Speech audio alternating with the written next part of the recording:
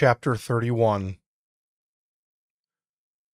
Now what the fuck is this? Maggie demanded as she slammed on the brakes.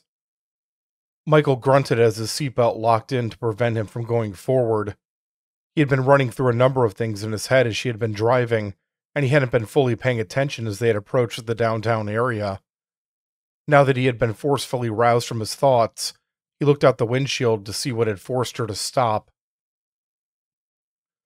They were just outside the small collection of businesses and local government buildings that made up Lamplight Woods' downtown area.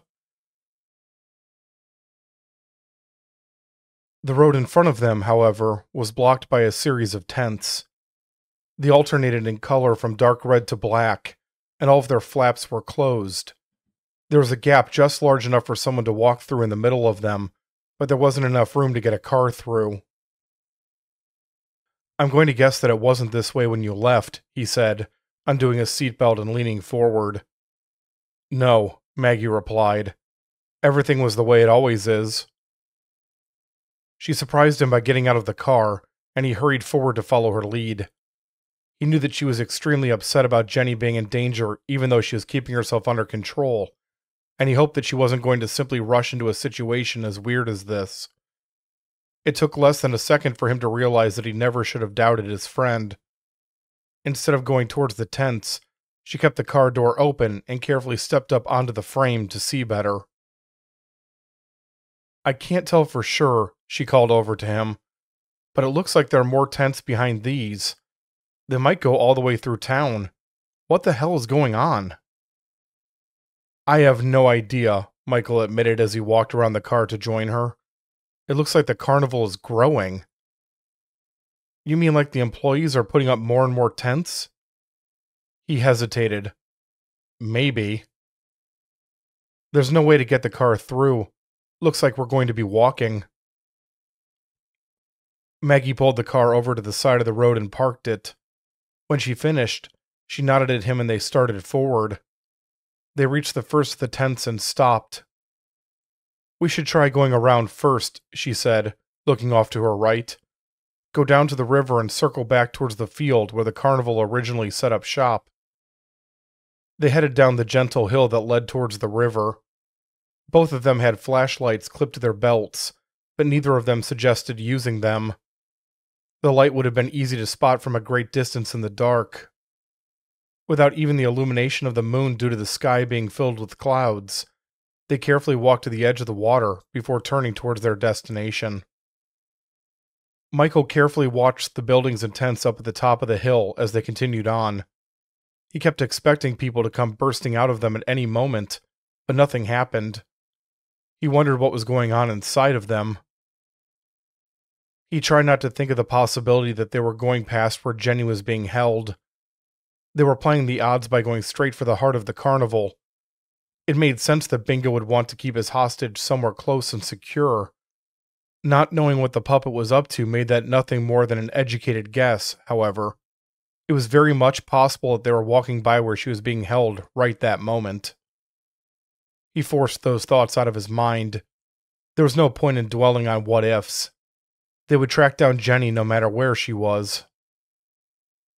Maggie suddenly came to a halt.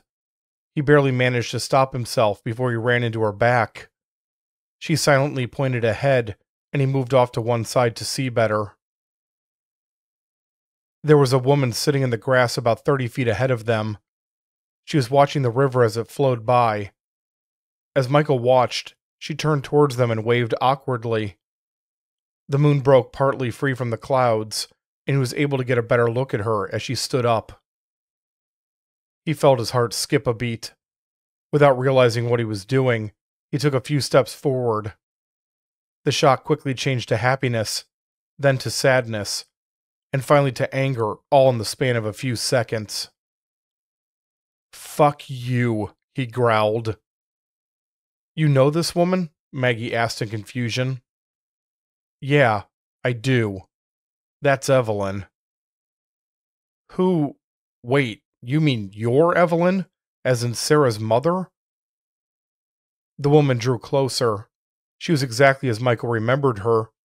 Her shoulder-length red hair was tied back in a small ponytail, She had worn it long when they were children, but had cut it shorter not long before Sarah was born. She had joked that having long hair around tiny grasping baby fingers was just asking for pain. Everything was perfect. The freckles on her nose and cheeks that she had hated but he had loved, her angular cheekbones, the way she gripped her left wrist with her right hand, everything. She was even wearing the clothes that he had last seen her in, a white hooded sweatshirt and jeans. He wanted her to be real. He knew that she wasn't. "Michael?" the woman asked, a confused look on her face. "Is that you?" Even knowing that what he was seeing was some kind of trick, he felt goosebumps raise on his arms. He recognized the voice as the same one that he had spent over 2 decades around. "You might as well show yourself, Poe," Michael called out instead of answering the question. "I'm not falling for this." There was a movement from up at the top of the hill, and Poe emerged from one of the tents. She was smiling at them. Maggie's hand immediately went for the peacemaker that resided in her holster. "Don't bother," Michael told her quietly. "She's not really there." "I thought that you'd be happy to see your dear, sweet Evie back in the world of the living," Poe said in a mocking tone. "Wait, don't tell me. You found someone better in bed, right? This one's the old model?" "Did you really think that I was going to fall for this?" "No, not really. I was just curious what would happen if I did this in front of you." Poe made a quick motion with one hand, and the fake Evelyn's head fell off of her body in a spray of blood. Both the head and the body hit the ground with a loud thump. The woman laughed. "See you soon," she taunted. Poe disappeared, the sound of her laughter still echoing. Michael gritted his teeth and continued down the riverbank, refusing to look at the fake Evelyn on the ground. Maggie hurried to catch up to him. "She's baiting you, Michael," she said, grabbing his arm to slow him down. "She wants you to make mistakes." "You think that I don't know that?" he retorted. "Then don't let it work." He glared at her for a moment before relenting. She was right. Poe had put the bait right in front of him, and he had happily taken it. This had just been the opening salvo. Things were going to get worse before the night was done, and he needed to be ready. He nodded, and they continued on at a slower pace. Chapter 32. Michael and Maggie were about halfway to where the original carnival had been set up when they came to another series of tents blocking the way. There was no gap between them, and the only way to get past them without wading through the river was to go through one of the flaps. Michael frowned. There was no way to tell what was waiting for them inside, but he was certain that there was something. When it came to bingo, there was always a surprise behind every corner. Maggie motioned for him to follow as she started up the hill. Not sure what she was doing, he followed a few steps behind. As she climbed, she dug around in her pockets until she produced a set of keys. It took him a moment, but he figured out what she was planning. As the town sheriff, she of course had a key to the building that her office was housed in. Rather than going through one of the tents, she was going to go through the building. It was a good plan, especially because they could use the windows to see inside the encroaching carnival. The moon had gone back behind the clouds, which made it difficult for Maggie to find the correct key on the ring. Michael kept watch as she flipped through them slowly before settling on one. They reached the building and she quickly unlocked the back entrance. As they went inside, Michael glanced back over his shoulder. He remembered there being a light over the back door in the past. In fact, now that he thought about it, they hadn't seen a single light on the entire time they'd been passing behind the town. It could have been because of the time of night, but that wouldn't explain the security light being out. Maggie locked the door behind them and led the way up a small set of stairs. As she did so, she unhooked her flashlight and turned it on.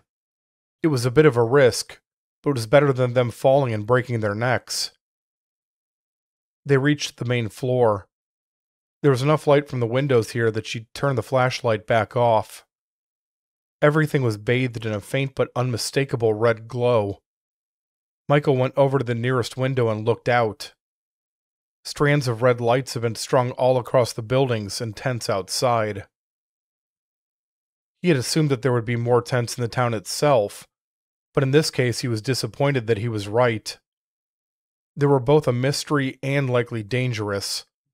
Getting through the area and over to the main carnival wasn't going to be a walk in the park. "Michael," Maggie whispered from a window on the other side of the entryway. He hurried over to find out what she had seen. The window she was looking out faced the direction of her father's bar, the Split Log. Like all the other businesses, the lights were out.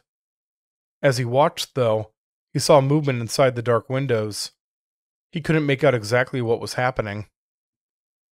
What he could see was the conflict on Maggie's face.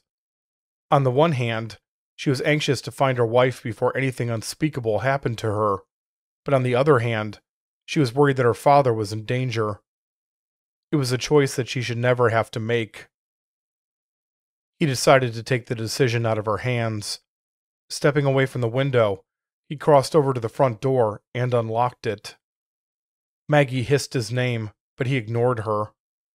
He slowly opened the door and confirmed that the street was still empty.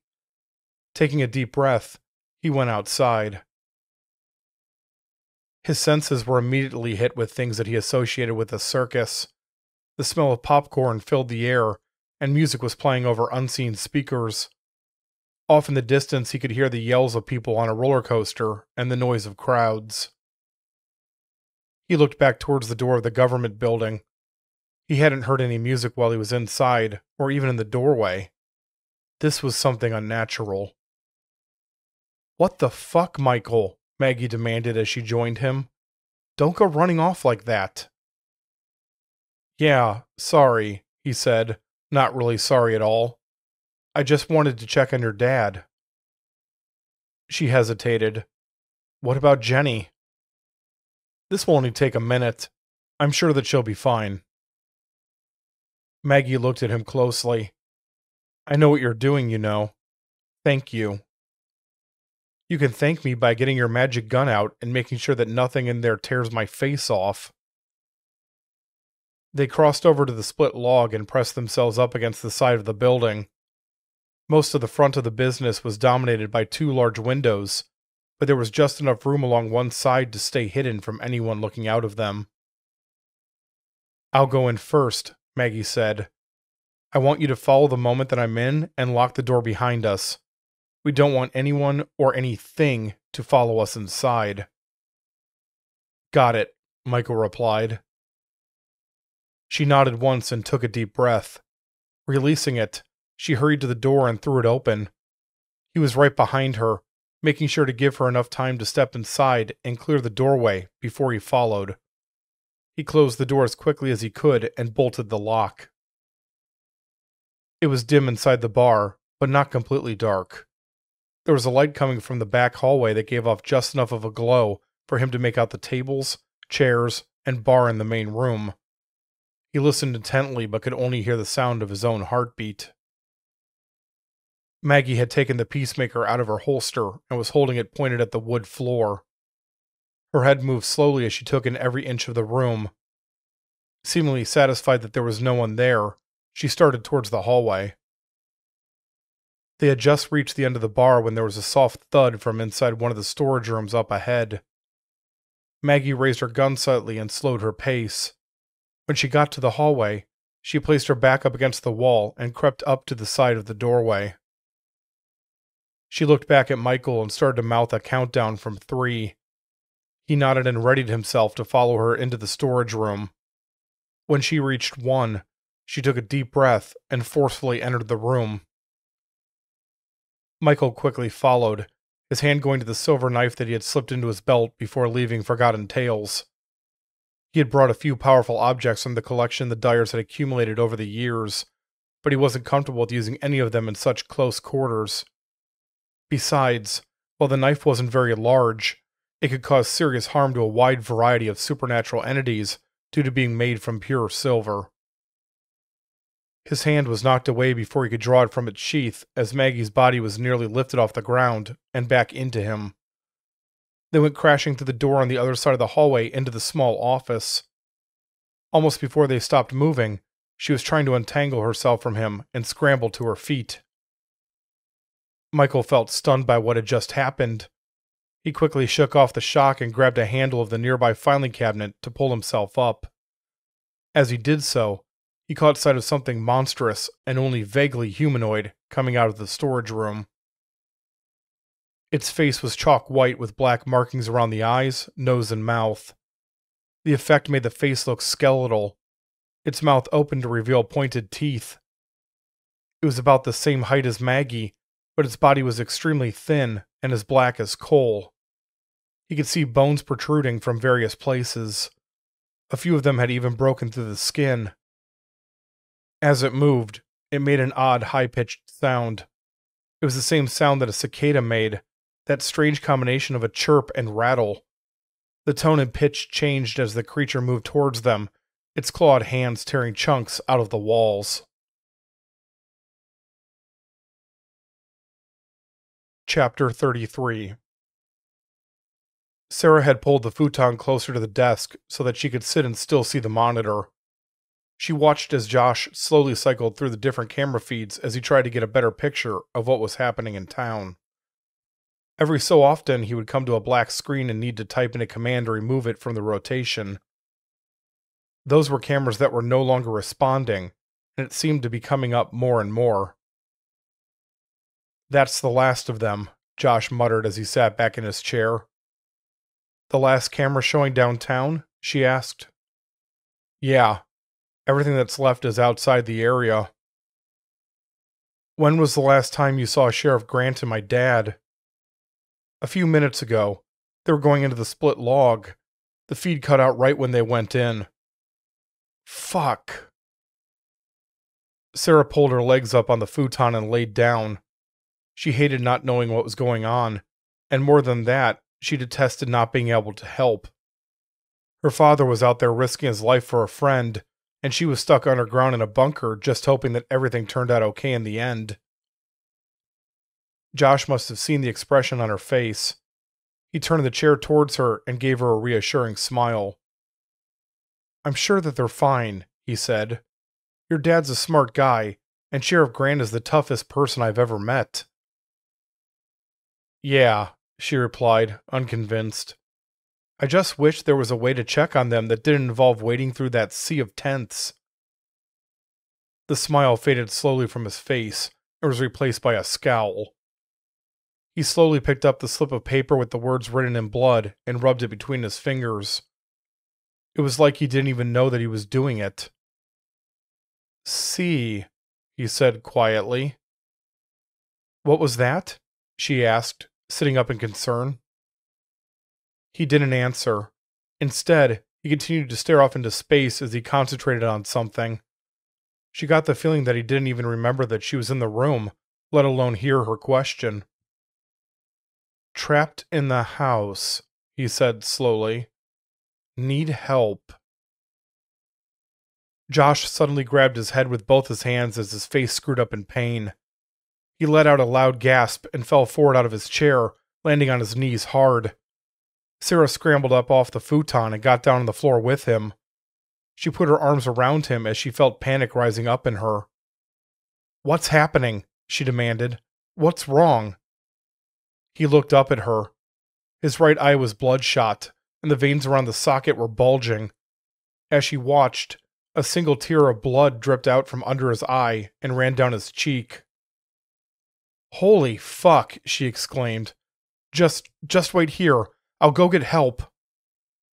She started to stand up when his hand reached out and touched her arm. He closed his eyes and shook his head, removing his hands from it as he did so. It took him a few seconds, but he managed to slow his breathing. The veins were no longer sticking up, and his eye, while still red, didn't have any fresh blood coming from it. "It's okay," he said in a strained voice. "I'm okay. I just need a minute." She watched in silence as he wiped away the streak of blood on his cheek and gathered himself. Despite his reassurance that he was okay, she found herself mentally going through a list of terrible things that might be happening to him. She tried to shake the thoughts away, but they wouldn't pass. Was it a tumor?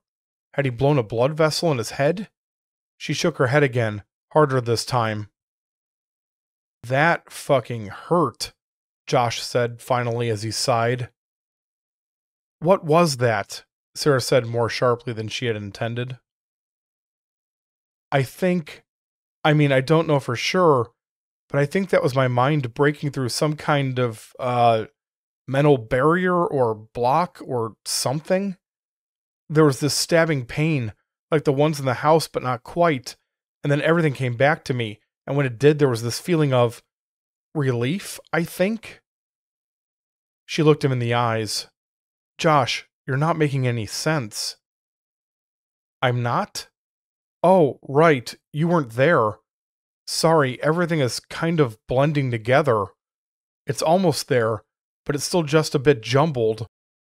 You weren't there. I was alone. He stopped talking and fell silent. He looked tired, like he'd been through a grueling ordeal in just the past few minutes. His back was hunched, and his eyes were weary. I was more alone than I've ever been, he whispered. Maybe more alone than anyone has ever been. He began to tell her about what had happened to him in the Sea Lodge. The words came haltingly at first, but as he continued, he seemed to gain more confidence. She listened without interjecting so that he could get it all out. It seemed like it was cathartic for him to do so. When he had finished, he sat back and watched as she processed what she had been told. Jesus, Josh, she said, shaking her head. That's a hell of a story. You say that you were in there for an entire day? Yes, he replied with a nod. I know, it sounds impossible. So little time passed here while much more passed in there. I can't explain it. If Curioso did something to your memory, why did it all come back now? He thought about it for a moment. I think it was the note. I wasn't trying to, but I inadvertently left myself a message in a bottle. Finding the note written in my own handwriting kept me thinking about the house and the carnival. Then when I was thinking about where they might be keeping Jenni, you mentioned the sea, and the cracks in the wall she put up got bigger until they shattered. Not the most pleasant thing I've ever experienced.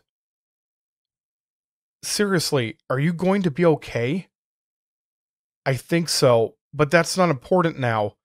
What's important is that I think Jenni Grant is being held in the same place that I was taken for that parasite to do whatever it was supposed to do. It's the perfect prison. Sarah nodded. I think you're right. We have to tell my dad and Sheriff Grant. The phones aren't working, he pointed out. I know. I have to go tell them. You stay here and rest. He stared at her incredulously. Do you really think that I'm going to let you go out there alone? I'm coming with you. She shook her head. You've been through a lot, Josh. You should stay and... No, he cut in. I'm going. This is something that I need to do. Chapter 34. Maggie knew that she wasn't going to have time to get her gun up and aimed properly in such close quarters, so instead, she kicked the creature as hard as she could in the midsection. It stumbled backwards towards the storage room before darting down the hallway in the direction of the bar. She grabbed Michael's arm and helped him up to his feet. Strigoi, he said as they went into the hallway. It's a Strigoi, sort of like a proto-vampire, more primitive and animalistic. Vampire, she said flatly. Never mind. Just tell me how to kill it.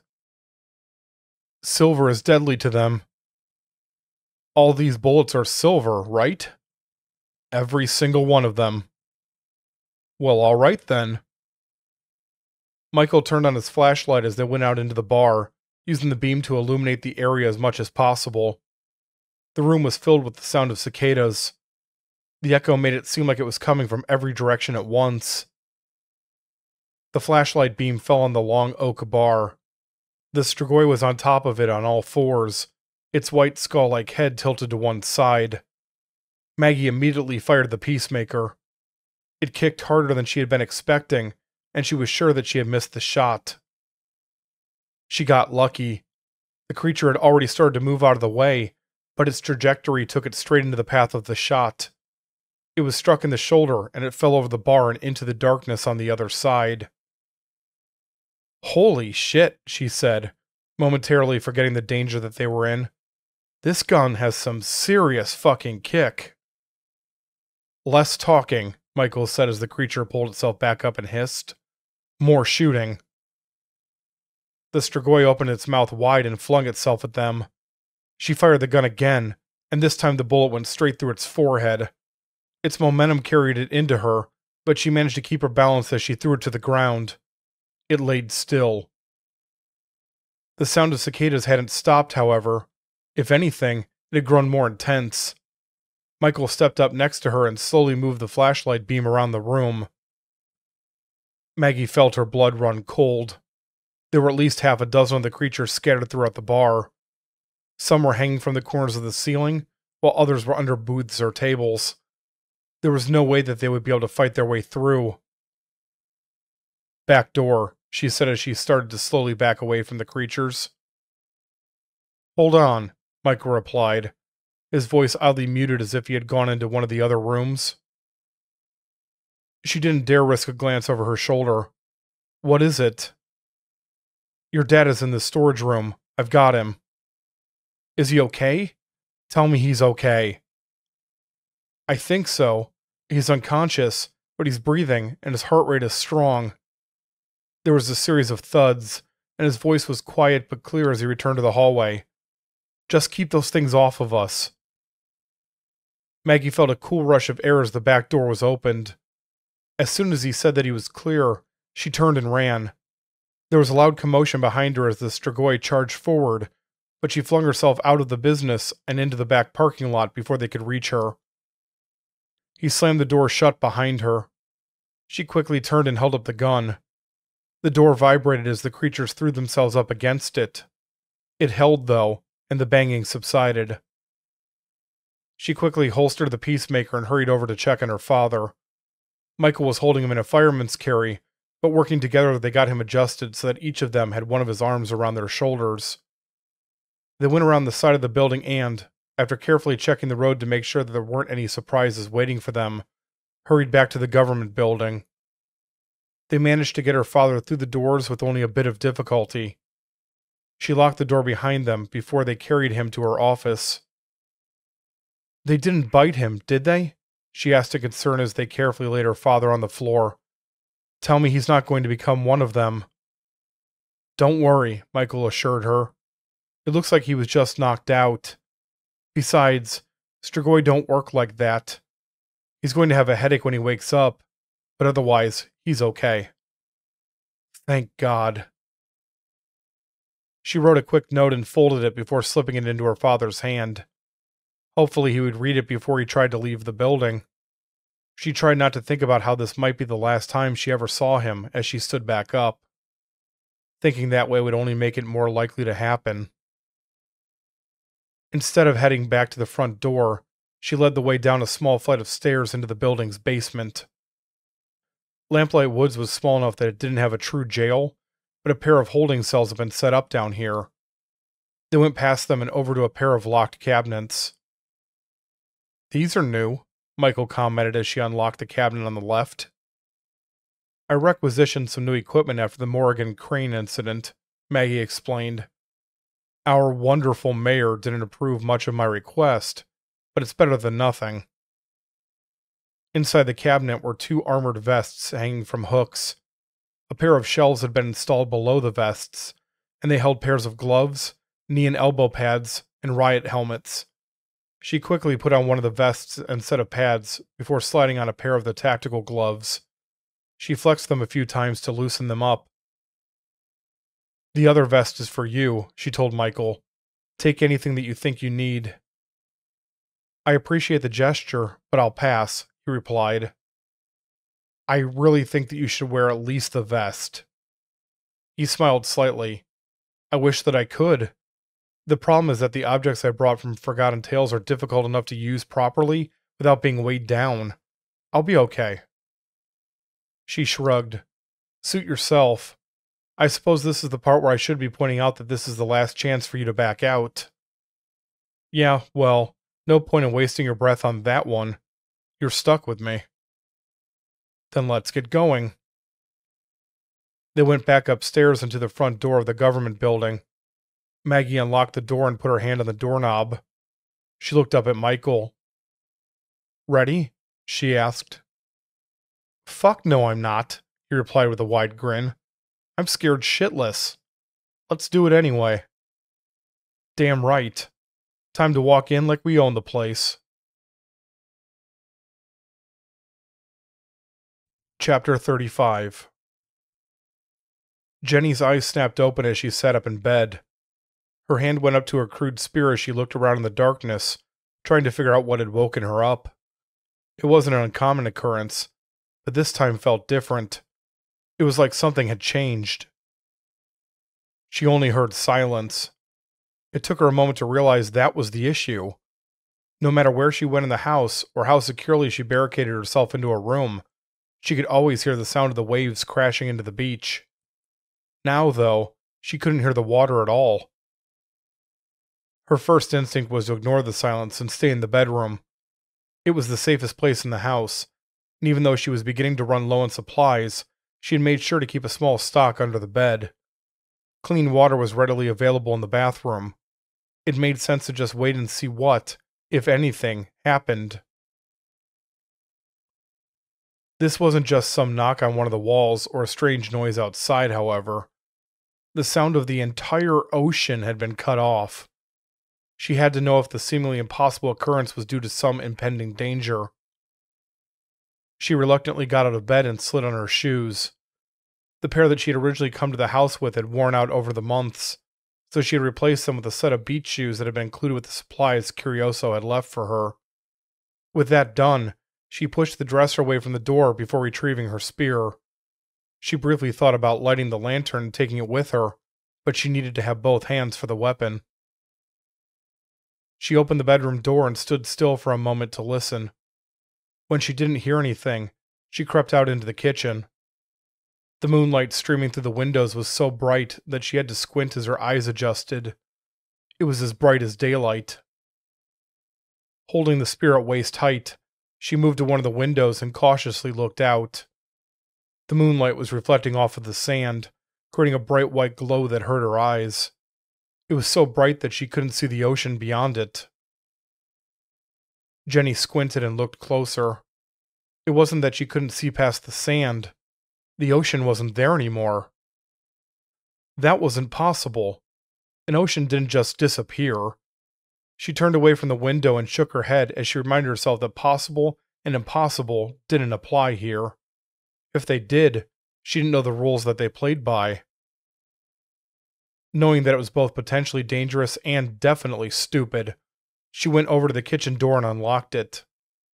Curioso had warned her that going out at night would get her killed, and she knew for a fact that there were creatures that passed by the house. But at this point, she didn't care. An entire ocean had disappeared. Besides, after nearly a year of living in fear, she was done with just surviving from day to day. She went outside and closed the door behind her. The moon was huge in the sky, its pale white light illuminating everything. As she approached where the ocean had once been, she found that it wasn't gone entirely. There was a thin layer of water roughly 2 inches deep that remained, its surface unmoving and calm.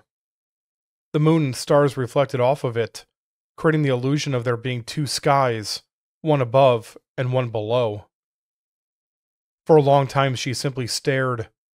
It was the most beautiful thing that she had ever seen in her life. To find something like this in such a terrible place was a miracle. She wished that Maggie was there to share it with her. She felt a familiar pain in her chest. It had been so long since she had seen her wife. She wondered what Maggie was doing right that moment, if she was thinking of Jenny as well. With a frown, She shook her head to clear it. It wasn't the time to sink into those kinds of thoughts. She caught a movement out of the corner of her eye and turned her head to the right. Further down the beach, a group of the creatures that only came out at night were approaching the water. She had caught a glimpse of one of them through the bedroom window one night, and she shuddered at the memory. They were similar to humans, but their skin was so pale that it was slightly translucent. Their eyes bugged out of their head, and there were markings on their necks like gills. It was as if they were some kind of human and fish hybrid. The one that she had seen had short, sharp teeth and claws at the end of its webbed hands. She had only seen it for a few seconds, but it had been long enough to convince her that just one of them could easily tear her to pieces. She had shut the curtain before it noticed her looking through the glass, and never tried to see the creatures again. There were at least a dozen of them now near the water's edge. Some of them looked over in her direction, but they didn't seem to have any interest in her and didn't make any move towards her. They appeared to be transfixed by the moon and stars. As she watched, the first of the fishmen stepped out into the water. It did so tentatively, like it was trying to judge if it was safe. When nothing happened, it continued out away from the shore. Soon the other creatures began to follow. The entire group kept walking until it disappeared over the horizon. She felt as if she had just watched something profound happen, but she had no idea what it was. There was a part of her that wanted to follow the fishmen out into the water. It was a feeling deep inside of her that came from a place that was dark and primal. She took a step forward. Something was calling to her, pulling her towards it. Her pulse quickened as she dropped the spear. She knew instinctively that she wouldn't need it anymore. She was just about to take her first step into the water when she roused herself from the trance-like state. She gasped as she hurriedly backed away. The urge was still there to continue on, but she ignored it. "What the hell was that?" she asked, her voice loud on the silent beach. As if in answer, the ground began to shake. She knelt down and put a hand in the sand. It was more like a vibration, like the feeling of holding an electric razor after it had been turned on. Something was definitely happening, and somehow, she knew that it wasn't good. Chapter 36. Michael had expected to be accosted by Morster Goy or some kind of other threat as they walked through downtown Lamplight Woods, but no attacks came. Every so often he would catch sight of movement in the countless tents that had sprung up, and the feeling of being watched was so strong that there was no way to write it off as paranoia. Something, or rather many somethings, were carefully tracking their progress. Nothing moved to stop them, however. As they drew closer to the river, he began to wonder exactly what Bingo and his associates had planned for them. It was clear that they wanted Michael and Maggie at the carnival. Bingo had even said as much. He didn't know why, but he was sure that it wasn't for anything good. He could tell that Maggie was having the same thoughts run through her head. Her hand was on her gun holster, and her eyes were darting all over the place as she tried to watch every inch of the area at once. She seemed to be itching for a fight. As they approached the bridge spanning the river, he saw that she was going to get her chance. Standing directly in the middle of the bridge was the gigantic Bango. He was still dressed in his clown makeup and suit. His sleeves were rolled up, and his top two shirt buttons were undone. He watched them silently as they approached. "Tell you what," Maggie said as she drew the peacemaker. "You take this one, and I'll take the next one." "Oh, no, I couldn't," Michael replied. "You're the town sheriff, after all. I'm pretty sure this falls under your job description, and I wouldn't want to step on your toes when you're working."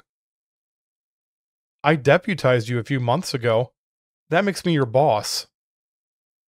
"I don't think that sort of thing lasts indefinitely." "I suppose that I should at least try to talk this guy down." They reached the bridge and stopped. Bango continued to stare at them with a look of amusement and hunger. He cracked his neck and smiled. "Move out of the way, sir," Maggie said in a loud and authoritative voice. Bango didn't immediately answer. With one last glance at Michael, he turned his attention to her. She glared right back at him. He was at least 2 feet taller than she was, but she was showing no fear. "Move me," he said finally, his voice deep and booming. "Don't make the mistake of thinking I won't," Maggie warned him. "After everything that you and your little carnival have done tonight, including taking my fucking wife, I'm begging for you to give me a reason to take things to the next level." Bango licked his lips. "No need to beg. Consider this your reason." He reached out and grabbed the stone railing of the bridge. With apparently no effort whatsoever, he tore a large chunk of concrete free with his bare hand and threw it directly at Maggie. She swore and ducked out of the way, raising and firing the peacemaker as she did so. The bullet struck him in the middle of the chest. "Nice shot," Bango said as he watched blood spread across his shirt. "If I was just some schlub off the street, that would have killed me. Lucky for me, and really unlucky for you." He started to walk towards them. Maggie fired round after round into him, but he just shrugged them off and kept coming. The peacemaker clicked empty, and she hurried to reload it as she started to slowly back away. Michael stood his ground. He reached into his pocket and pulled out one of the objects that he had brought from Forgotten Tales. Bango looked down at him in amusement as he drew closer. "Not even a gun, little man?" the giant asked mockingly. "No gun," Michael replied with a half smile. "Just this small stick." "A stick." Bango threw back his head and laughed. "What do you plan on doing with a stick?" "Well, I'm planning on throwing it at you." "That's it?" "Yeah, that's it." Bango grinned and held out his arms. "I gotta say, the Dyer family reputation seems really overblown. I was expecting more from you. Hard to see why Bingo and Poe take you so seriously. Well, go on then. Throw your little stick." Michael shrugged and casually underhand tossed the twig at the large man. It lightly tapped against Bango's shirt near one of the bullet holes. "I don't think your stick was up to the challenge," Bango said with a smirk. "Give it a second," Michael replied, allowing the fake good humor to drop from his face and mannerisms. Instead of falling to the ground, the twig stuck where it had landed. It shuddered slightly, and as Michael watched, it began to sprout buds. The buds quickly grew into new branches. Those branches sprouted growths of their own, and within seconds, finger-like limbs were spreading rapidly across the giant's chest.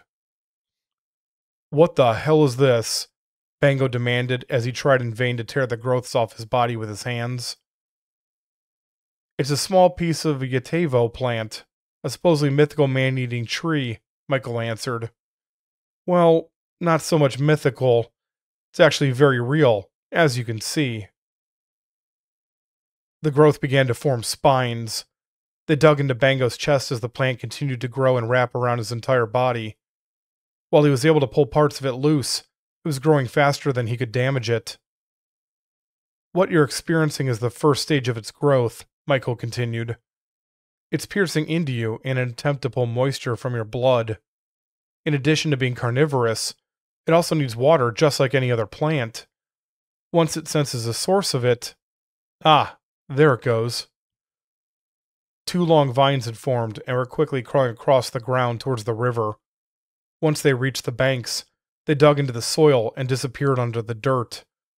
The vines pulled taut, and Bango unconsciously took a step backwards as he continued to tear at the growth on his body. He took another step backwards and seemed to realize the danger that he was in. He braced himself against the vines that were pulling him towards the river. More of the tentacle-like protrusions began to form and reach towards the water before tunneling down into the ground. His face turned red as he struggled to break free. "I won't be stopped by some fucking weed," Bango barked. "I'm going to tear you both in half and devour your carcasses." "You shouldn't make promises that you can't keep," Michael said. "This plant can eat full-grown elephants. Imagine what it can do to child-murdering cannibal pieces of shit like you, Bango." Before he could respond, a group of branches plunged into Bango's open mouth. He choked as they slid down his throat. Foam began to drip from the corners of his mouth, and his eyes rolled back up into his head. He stopped struggling, and the vines pulled him rapidly towards the river and under the water. "My God!" Maggie exclaimed in a disgusted tone. "Like I said, a lot of the stuff I keep locked away is extremely dangerous," Michael said as he turned towards her. "I really don't like using it." "Dangerous or not, you can't argue with the results. This guy was the least of our problems. The others are a lot more dangerous. Come on, we should keep going."